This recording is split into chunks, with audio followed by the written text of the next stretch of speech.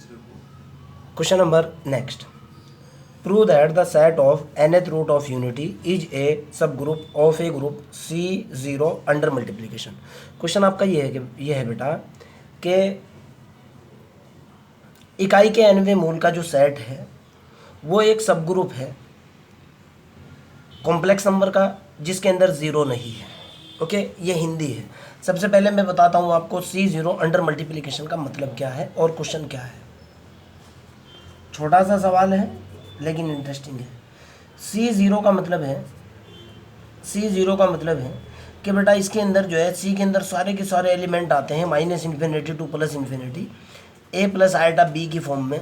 Okay, C plus iota D मान लो। जितने भी कॉम्प्लेक्स नंबर हैं, दुनिया के सारे कॉम्प्लेक्स नंबर इस सेट के अंदर आते हैं, जैसे 1 प्लस के प्लस माइनस के 2 आइटा, जो भी आपके दिमाग में आ रहा है, लेकिन ज़ीरो नहीं है। ये सेट का मतलब होता है। क्लियर? दुनिया के सारे कॉम्प्लेक्स नंबर इस सेट के अंदर हैं excluding zero, not including zero, zero को छोड़ करके, एक्सक्लूड करने के बाद। ओके, और इसका जो ऑपरेशन दे रखा है वो दे रखा है मल्टीप्लिकेशन ऑपरेशन। क्लियर है ना? सेट तो आपका ये है।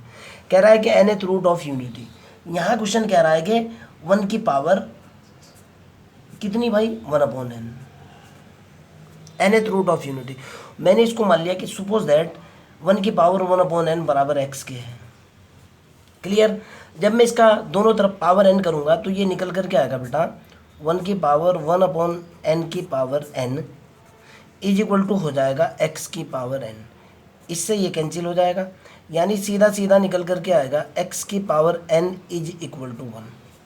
क्लियर? No problem. और ये जो x होगा, देखो ध्यान से सुनो, the set of nth root of unity, set of nth root of unity, ये जो x होगा ये सब ग्रुप का एलिमेंट होगा अगर x कोई सब ग्रुप है तो। क्लियर? तो जाहिर सी बात है अगर x जो है h का एलिमेंट है तो उसके लिए कंडीशन x की power n is equal to 1 होगी। अगर कोई y भी सब ग्रुप का एलिमेंट है उसके लिए भी कंडीशन होगी y की power n is equal to 1। Clear? No problem. Question के अंदर कह रहा है कि एक ऐसा सबसेट होना चाहिए जिसके अंदर nth रूट ऑफ यूनिटी हो जो कि सब ग्रुप होता है। साफ साफ लिखा हुआ है। क्लियर है ना? अर्थात आपके पास है x की power n is equal to 1 है और x बिलोंग टू h है, y की power n is equal to भी 1 है जब y बिलोंग टू h है। ये आपका क्वेश्चन है। मैंने आपको एक प्रमेय बताई थी, एक थ्योरम बताई थी, शॉर्ट लिख रहा हूँ बेटा।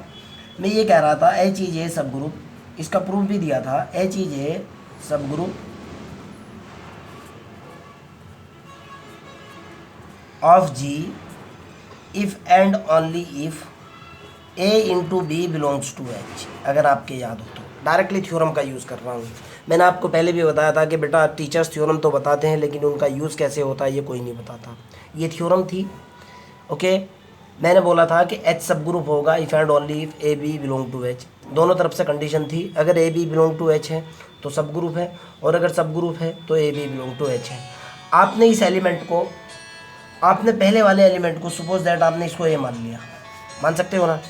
ये जो दूसरा एलिमेंट आपने इसको बी मान लिया, ये आपका दूसरा एलिमेंट आपने इसको बी मान लिया। दोनों की गुणा करके देखता हूँ। जैसे ही मैं दोनों की गुणा करूँगा, मैं करूँगा ए इंटू बी बराबर कितना निकलेगा, एक्स की पावर एन इंटू वाई की पावर एन। दूसरी तरफ कितना निकलेगा, 1 इंटू 1। एक्स की पावर, इसको क्या लिख सकता हूँ बेटा, इसको मैं लिख सकता हूँ एक्स वाई की power n is equal to 1।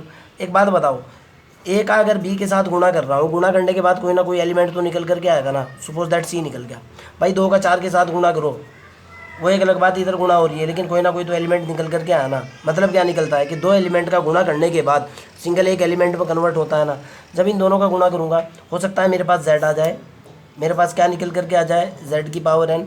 क्यों, मैं कह भी रहा हूँ x into y is equal to, अगर मैं z मान लूँ, z की power n is equal to कितना होगा, 1 आएगा ना। सेम फॉर्मेट का element, nth root of unity, इस तरह के एलिमेंट है सब ग्रुप के अंदर, इस तरह के एलिमेंट है सब ग्रुप के अंदर। दोनों का मल्टीप्लाई किया, ये मैंने थ्योरम लगाई, थ्योरम लगाने के बाद उसी तरह का एलिमेंट निकल करके आया ना, तो आप क्या कहोगे, आप कहोगे z बिलोंग टू h होएगा ना, z बिलोंग टू h होएगा ना।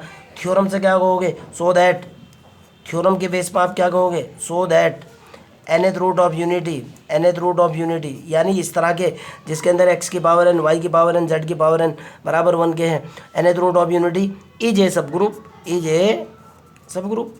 कितना आसान हुआ थ्योरम से। अगर आपके समझ नहीं आया अगला क्वेश्चन फिर देखता हूँ। क्लियर। एक क्वेश्चन और देखते हैं। देखो आप क्वेश्चन नंबर नेक्स्ट कहना चाह रहा है कि टू प्रूव दैट, अब की बार ऑपरेशन प्लस का दे रखा है। कहना चाह रहा है कि to prove that H is equal to A plus ultra B, A और बी रेशनल नंबर है, इज ए सब group of C plus, complex number का सेट दिया हुआ है, एडिशन ऑपरेशन दे रखा है, एच सब ग्रुप दे रखा है, कॉम्प्लेक्स नंबर का ही है, A B belong to rational number है। आपको भी पता है ग्रुप का ऑपरेशन सब ग्रुप का ऑपरेशन सेम होता है। प्रूफ देने जा रहा हूँ, ध्यान से सुनना बेटा। दो थ्योरम बताई थी मैंने आपको। हम जानते हैं वी नो दैट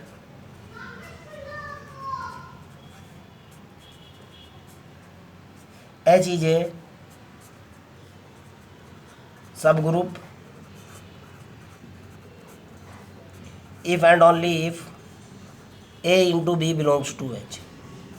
ओके, यही थ्योरम थी ना। सब ग्रुप होता है, कोई नॉन एम्पटी सेट जो है किसी ग्रुप का सब ग्रुप होता है अगर A B belong to H हो, और ये ए बी बिलोंग टू जो है ना ए और बी जो है एच के अंदर से अगर हो। लेकिन भाई यहाँ तो ऑपरेशन प्लस का दे रखा है, यहाँ तो ऑपरेशन प्लस का दे रखा है। यही थ्योरम सेम चेंज होगी, कुछ भी चेंज नहीं होगा। वी नो दैट ए सब ग्रुप होगा अगर इसकी जगह में प्लस का ऑपरेशन लगा दूं, ए प्लस के B belongs to H. Okay, दूसरी थ्योरम और बताता हूं। हम इस चीज़ को बहुत अच्छे से जानते हैं। एच इज ए सब group of G, H is a सब ग्रुप ऑफ जी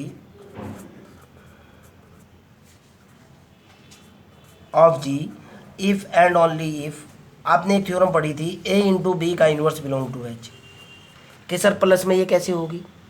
प्लस में ये ऐसे होगी बेटा, ए सब group of a group if and only if करके ए प्लस माइनस के बी बिलोंग्स टू एच। ध्यान रखने हैं दोनों statement. This is addition operation के लिए फार्मूला है, इन्वर्स निकालने के लिए एकदम उसका उल्टा होता है। ए प्लस के minus B belong to H. दूसरे वाला अगर मल्टीप्लिकेशन ऑपरेशन आपको प्लस का दे दिया तो ये बस ऑपरेशन की जगह प्लस का निशान आ जाएगा। क्लियर है ना? आपको प्लस का ऑपरेशन दिया हुआ है क्वेश्चन के अंदर। इसके एलिमेंट देखता हूँ। मान लिया जाए सब ग्रुप के अंदर जो एलिमेंट होंगे, सपोज दैट पहले वाला एलिमेंट मेरा ए है। ए एलिमेंट जो होगा वो किस तरह का होगा? ए प्लस आल्टा बी टाइप का होगा ना। और मैं कह रहा हूँ ए बी बिलोंग्स टू कहाँ से होंगे? क्यू होंगे। ओके, ये मैंने A1 मान लिया। सपोज दैट A1 मेरा एलिमेंट है। ओके, और A1 की value A plus ultra B है। मैंने एक दूसरा एलिमेंट मान लिया B1, इसकी वैल्यू मैंने डाली सपोज दैट C प्लस के आल्टा डी है। इस तरह के सेट के अंदर बहुत सारे एलिमेंट होंगे। जैसे अगर आप A की वैल्यू 1 2 डालते हो, कितना निकलेगा? 1 प्लस के 2 आल्टा हो जाएगा। A और B की अलग अलग वैल्यू डालोगे, 2 प्लस 3 आल्टा हो जाएगा, 4 प्लस 5 आल्टा हो जाएगा। ओके, और ये 1 2 3 एंड 4 ये बिलोंग्स टू क्यू कह रहा है। क्वेश्चन आपका ये है। ओके, ठीक इसी तरीके से मैंने दूसरा एलिमेंट लिया B1, कोई दूसरा एलिमेंट है C प्लस आल्टा डी, और मैंने कहा कि C और D भी जो है रेशनल नंबर है। दोनों को जोड़ करके देखो, आपको पता है H सब ग्रुप होगा if and only if A plus B belong to H। जोड़ करके देखता हूँ। मैंने अगर A प्लस बी किया, A1 प्लस के B1 किया, मेरे पास कितना निकला? A प्लस के आल्टा बी प्लस C प्लस के आल्टा डी। मैंने रियल पार्ट अलग जोड़ दिए। A प्लस C किया मैंने, A प्लस C किया प्लस आल्टा कॉमन ले लिया, B प्लस के D किया। अब सोच करके देखो, A और C दो नंबर हैं, दो नंबर को जोड़ने के बाद कोई ना कोई तो नंबर निकल करके आएगा। सपोज दैट A निकल गया। A प्लस C दो नंबर जोड़े, दोनों नंबर को जोड़ने के बाद A निकल गया suppose that, plus ultra B plus D को जोड़ने के बाद सपोज दैट B निकल गया। B निकल गया ना। आप एक बात बताओ, इस ये जो कैलकुलेशन के बाद जो एलिमेंट निकल करके आया, इसका टाइप और ये जो एलिमेंट मेरे को दे रखा है इसका टाइप दोनों सेम है ना। जब सेम है तो क्या होगा? बिलोंग्स टू एच हो जाएगा ना, बिलोंग टू एच हो जाएगा ना। और डिटेल में देखो, दो रेशनल नंबर को जोड़ो आप, 2 प्लस के 3 बराबर सिंगल एक रेशनल नंबर निकला। 2 प्लस के 3 जोड़ा 5 निकल गया, लेकिन 5 है तो रेशनल नंबर ही ना।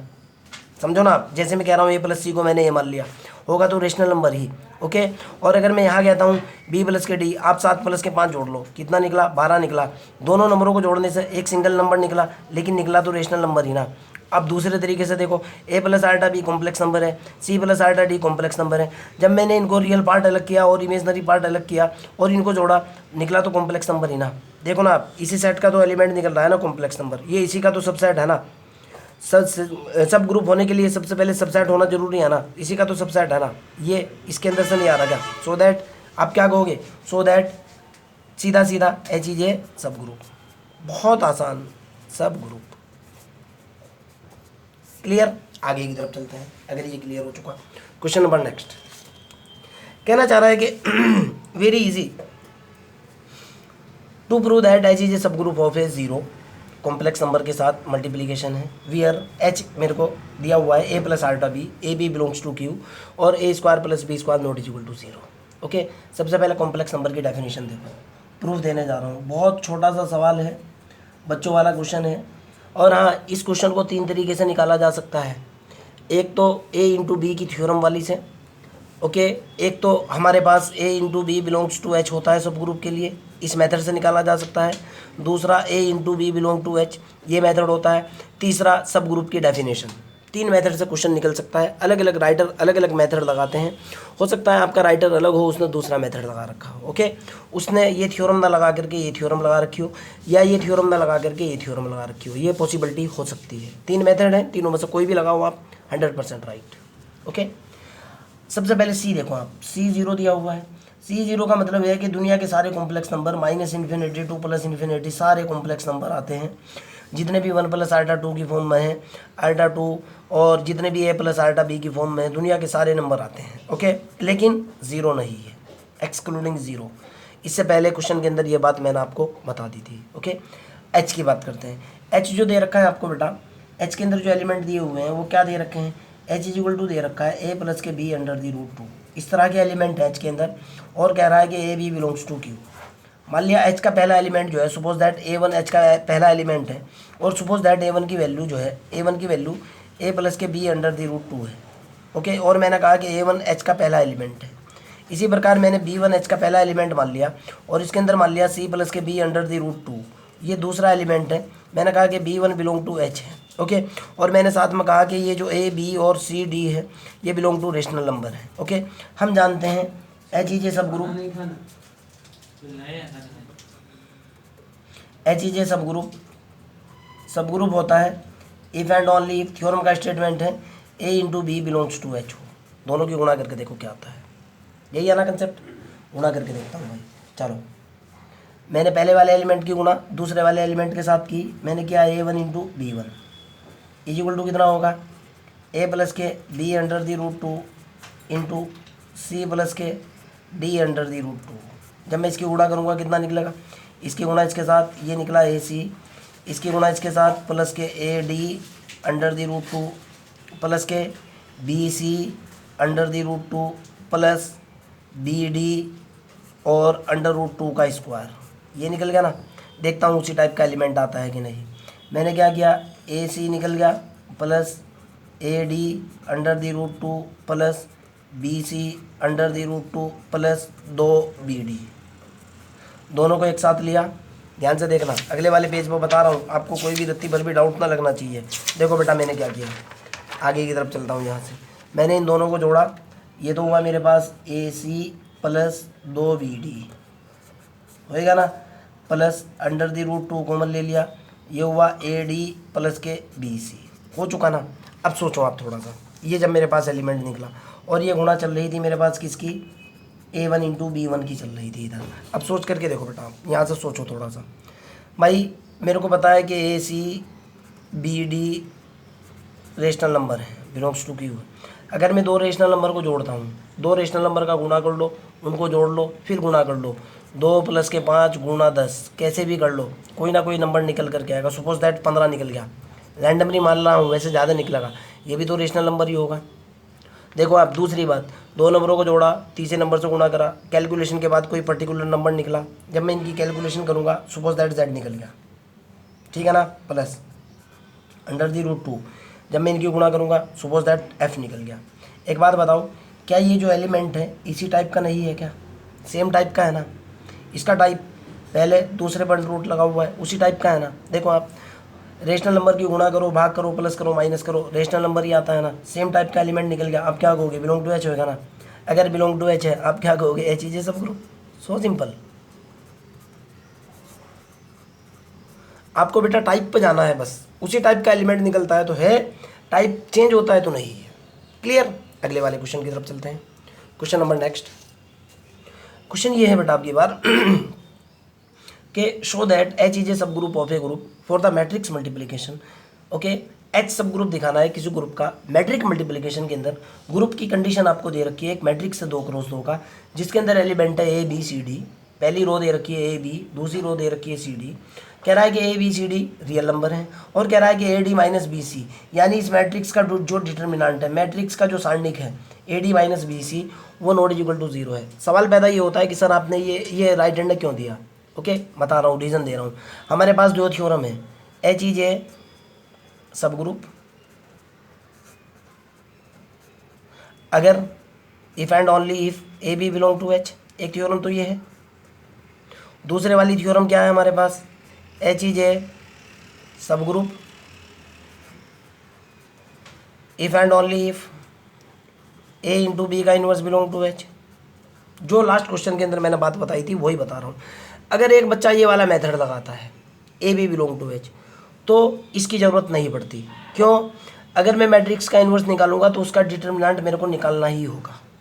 अगर दूसरा बच्चा इस मेथड का यूज़ करता है, इस थ्योरम का यूज़ करता है, सब ग्रुप है ए इंटू बी का इन्वर्स बिलोंग टू एच, तो आपको इस सारणिक का, इस मैट्रिक्स का सारणिक निकालना पड़ेगा। ओके, क्वेश्चन फेल ना हो जाए इसलिए राइट हैंड ने पहले ही बोल दिया कि determinant not is equal to 0 है, क्योंकि ए इन्वर्स जो होता है ना बेटा, वो होता है adjoint of A upon determinant of A. यहाँ प्रॉब्लम ना आ जाए इसलिए राइट हैंड ने दोनों मेथड को पहले क्लियर कर दिया। ये लगा दिया, कोई समस्या नहीं है, लेकिन अगर ये मेथड, ये थ्योरम लगाओगे तो यहाँ प्रॉब्लम आ सकती थी। अगर डिटर्मिनेंट 0 हुआ, ए इन्वर्स एग्जिस्ट नहीं होगा। ओके, इसलिए उसने बोला A D minus B C not equal to 0। लेकिन मैं इस परमे का यूज़ करूँगा, ऊपर वाली का, नीचे वाली का यूज़ नहीं करूँगा, कैलकुलेशन बढ़ेगी। देखो बेटा, मान लिया ये मेरा सब ग्रुप है। सब ग्रुप के अंदर पहला matrix suppose that A one है। ए वन जो पहला मैट्रिक्स है, इसके अंदर मैंने एंट्री मान ली ए बी 0 डी। एक दूसरा एलिमेंट मैंने माना, उसके अंदर मैंने मान लिया suppose that A one B one 0 D one. Okay, और मैंने कहा कि ए वन और बी वन किसके एलिमेंट हैं, एच के एलिमेंट है। एच के अंदर इस तरह के तो एलिमेंट है ना, क्वेश्चन तो ये कह रहा है कि एच के अंदर इस तरह के एलिमेंट है। क्लियर है ना? मेरे पास थ्योरम क्या है, एच इज ए सब group if and only if A B का इन्वर्स बिलोंग टू एच। मतलब निकलता है कि अगर मैं दो एलिमेंट का गुणा कर दूं, दोनों एलिमेंट का गुणा करने के बाद रिजल्ट अगर इसी टाइप का आता है, टाइप पर जाना है आपको, रिजल्ट इसी टाइप का आता है तो सब ग्रुप है, रिजल्ट इस टाइप का नहीं आता है तो सब ग्रुप नहीं है।